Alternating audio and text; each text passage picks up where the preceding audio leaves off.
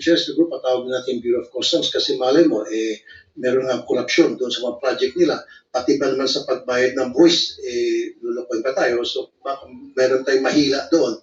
Are you willing? Yes po. Okay.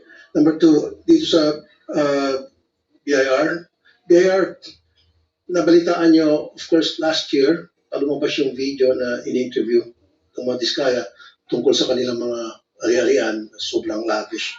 Nag-issue kayo ng LOA against them after na makita yung video? Letter of authority? Or letter of authority to a corporation. But did you do that? Your Honor, please. Ginawa nyo ba yun para sa Yes, Your Honor. There was a letter of authority. Ano pong lumitaw doon sa result? It is still an ongoing investigation, Your Honor. 1 year ago pa? I think the LOA was issued 20, if I'm not mistaken, late 2024 or early 2025. Kaya napakatagal. Samantalang pag nag-issue ka ng LOA sa mga Chinese, sa mga beer houses, in 2 weeks, natatapos agad. Siyempre, nagkakaroon ng under the table. So bakit dito ang tagal?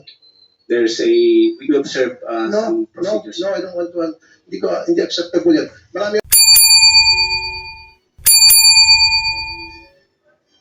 to na yung dealer na inamin naman ng mga Diskaya, ang pinakukunan nila ng kanilang luxury vehicles ay yung company na involved sa pagpasok dito ng Ducati na hindi nagbayad ng tax kaya hinila kasi in-expose ko yon.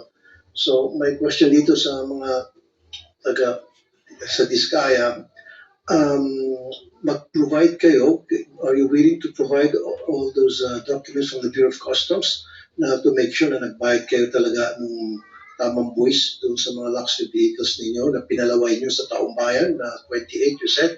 And also, Mr. Chair, siguro patawag natin Bureau of Customs kasi malay mo, meron nga korupsyon doon sa mga project nila. Pati ba naman sa pagbayad ng buwis, lulukoy pa tayo. So, baka meron tayong mahila doon. Are you willing? Yes po. Okay. Number two, dito sa BIR, nabalitaan nyo, of course, last year, lumabas yung video na in-interview ng mga Diskaya tungkol sa kanilang mga ari-arian, sobrang lavish. Nag-issue kayo ng LOA against them after na makita yung video?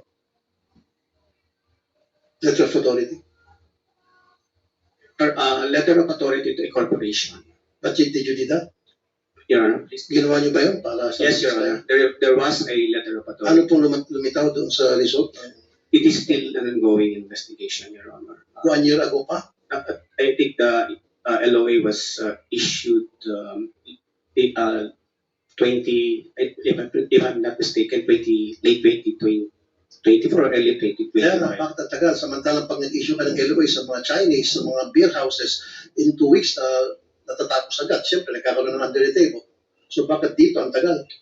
We observe some procedures. No, I don't want to. Hindi acceptable yan. Marami akong kaibigan ng mga businessmen, mga Chinese karamihan na nagsusumbong sa akin. Pinapadala nyo ng LOA randomly kahit na alam nyo na walang kasalanan. Gusto nyo lang sigurong maharas or ma-check yung status ng kanilang tax payments. Inisyon nyo ng LOA. In matters of 2 weeks, maximum 1 month, lumalabas na yung resulta ng LOA, nagbabayad na yung Chinese na sinasabi yung kulang at nagbabayad sila on the side kung kanino man yung Poncio Pilato. Na dito sa Diskaya, inaabot kayo na matagal. Bakit tumatagal? Dahil nagtatawaran pa? Most of this time that we're consuming, Your Honor, is gathering of some documents from third-party sources verifying the initial information. No, you don't gather documents. They are the ones who should provide you all the documents necessary for you to prove your point. Yes, Your Honor. Which you are doing it. Again, babalik ako dun. Ang tagal-tagal nyo mag-audit sa mga tulad ng mga Diskaya. Pero pag sa mga maliit na negosyante na gusto nyong harasin, ang bilis nyo agad maglabas ng LOA at saka yung result ng inyong investigation. Sabi ko nga, 2 weeks lang. In fact, I can provide you names of people na pinirahan nyo dahil sa LOA na yan. Pero mga ito, ang tagal. Bakit? Nagtatawaran kayo? No, the status of No, gusto ko next time, lahat ng mga contractors na na-issue nyo ng LOA, even DPWH officials, ilabas nyo na agad yung resulta. Huwag na patagalin pa. Huwag na mag-antay pa kayo ng or something. Now, District Engineer ng DPWH, Assistant District Engineer ng DPWH, Bulacan. The name is Bryce. Itong taon to, meron siyang Ferrari, meron siyang Lamborghini at nakapangalan pa sa wife niya. Okay, alam niyo ba ito? Monitor niyo ito? Mga taga-DPWH? His name is Bryce. And he owns a Lamborghini, he owns a Ferrari, and he goes to the casino almost every single night. At meron tayong mga video niya, pwede tayong humingi ng video niya sa Soler, sa Okada, at makikita yung pagmumukha niya doon sa video. For So, the hindi niyo information monitor of, to? for the information of Senator Tulfo, his real name is Bryce Erickson Hernandez. There you go. He is the Assistant District Engineer. Andito ba siya? He is not here. Ito po yung district engineer, Your No, Honor. Mr. Chair. ang tinatanong ni Senator Tulfo si Bryce. Wala po yan. Okay. So, my next question, wala pa. So, imbestigahan niyo po yon. Kaya naman, at saka gusto ko yung Ferrari niya at saka Lamborghini hilain at i-auction in favor of the government kasi I'm sure yung pera yun galing sa corruption yun. Wala siyang karapatan na magkaroon ng ganong klaseng ari-arian tapos nagkakasino pa. Monitor niyo yun. Okay? Now, next, Iloilo City Mayor Raisa Trenya said flood control projects in Iloilo under St. Timothy and Alpha and Omega are non-functional, which caused flooding worth 560 million. So, naka-recover naman dito tayo in terms of the warranty. DPWH.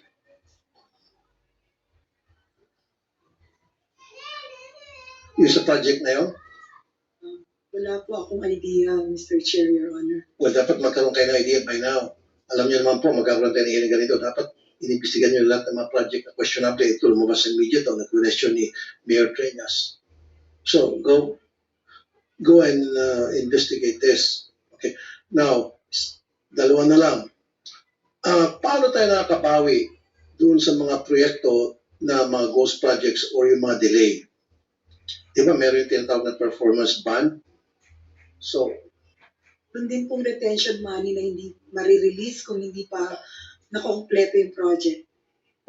now, kung hindi pa nakumpleto ang project dahil delayed, di ba may tinatawag na liquidated damages? So, Meron din po. magkano po nasingil doon sa mga liquidated damages and give us a list of those projects na matagal ng delayed o yung iba pa ghost na dapat yan 1/10 of 1% per day. So kung yung project ay delayed na for 1 year, just imagine that's hundreds of millions na. Kung pag-ipon-ipon natin, are you doing that?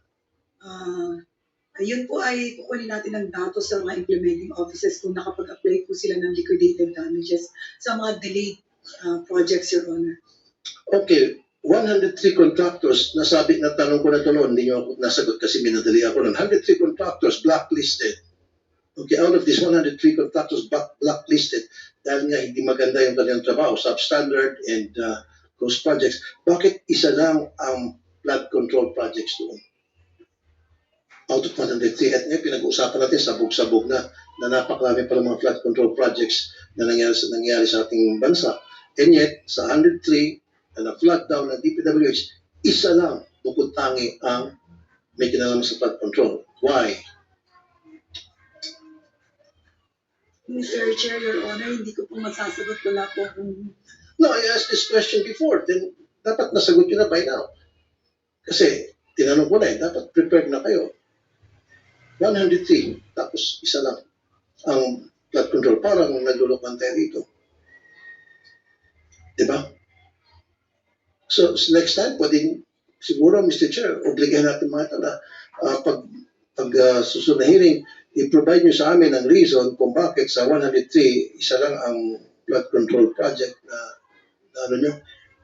flag down. I-flag ko po sa Director ng Procurement Service, Your Honor, Mr. Chair.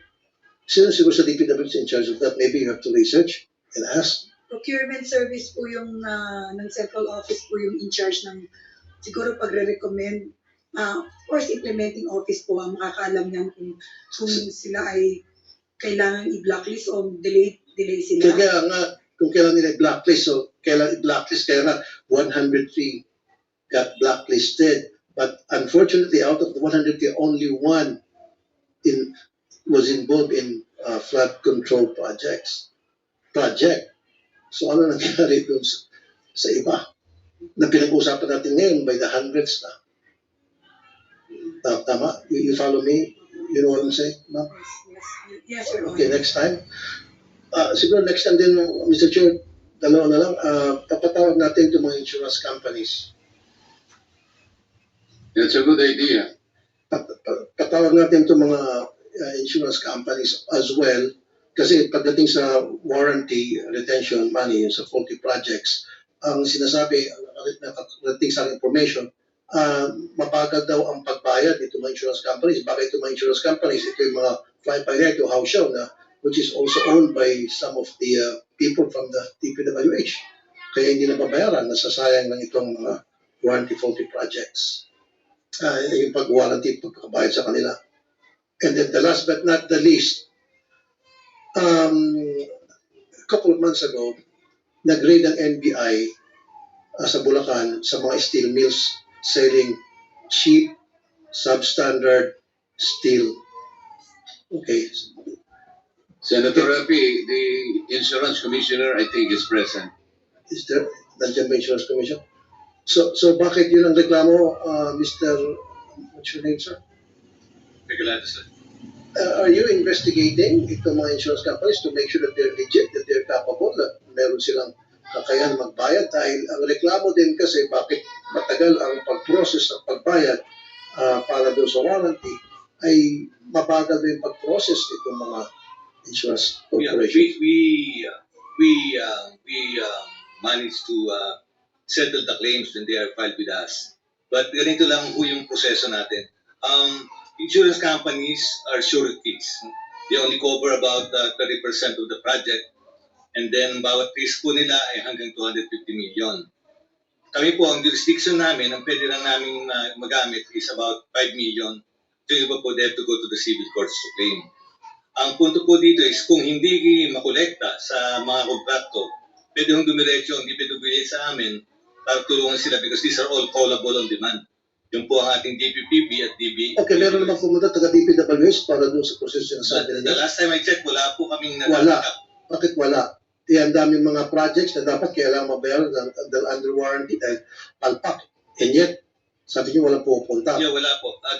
At sinasabi ng DPWH, mabagal lang sa magbayad yung insurance companies. And yet, DPWH doesn't come to you. Wala po ang DPWH. Usually ho, it's settled with the DPWH and the contractors. So, DPWH, i-check bakit ba't hindi lumalapit sa insurance company? Yes, Your Honor.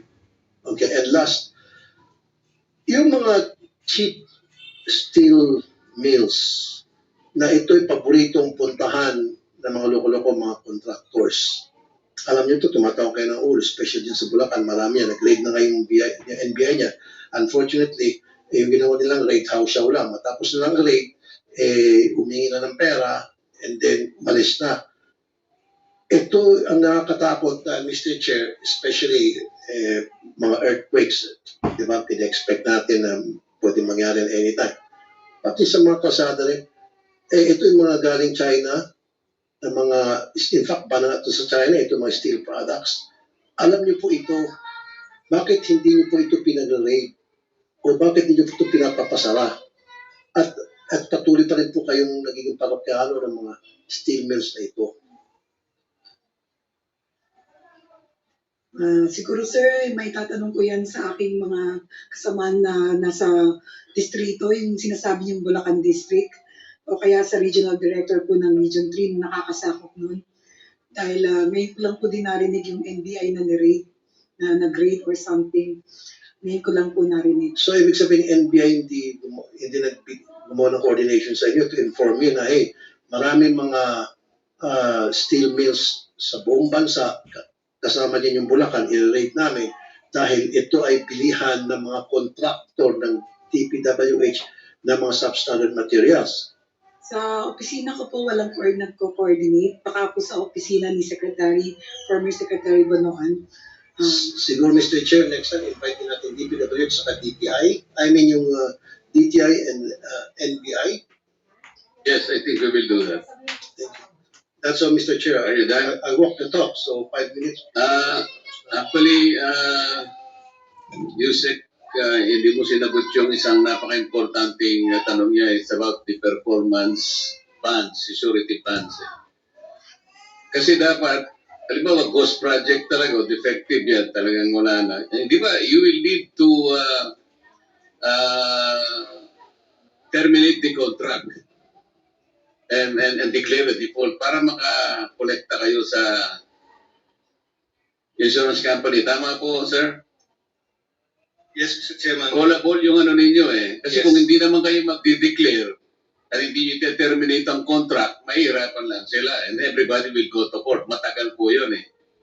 At saka yung sinasabi ni Senator Rapi, yung nag-rate kasi mali yung rate niya sa Bulacan nagpunta. Alam po niyo kung nasaan yung mga substandard tsaka yung mga counterfeit na mga bakal-bakal na yan, mga reinforcing bars. Nandyan sa San Simon, Pampanga. Yan ang steel capital of the Philippines today. Oh, yeah, for your information. So, Sorry, Mr. Chair, Pampanga ka pala. Natulungan sinabi ko, Pampanga. yun, tama ka. So, San Simon yun, San Simon. Senator Bong,